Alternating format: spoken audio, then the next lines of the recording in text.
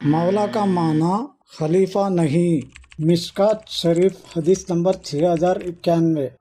یہ رہا اس کا سکین پیج۔ من کنتو مولاہ فعلی مولاہ۔ یہاں مولا کا معنی خلیفہ لینا غلط ہے، بلکہ صحیح معنی مفتی احمد یار خان نعیمی علیہ رحمہ اپنی کتاب میرات المناجی شرح مشکات المصابیح جلد نمبر 8 صفحہ نمبر 382 میں لکھتے ہیں۔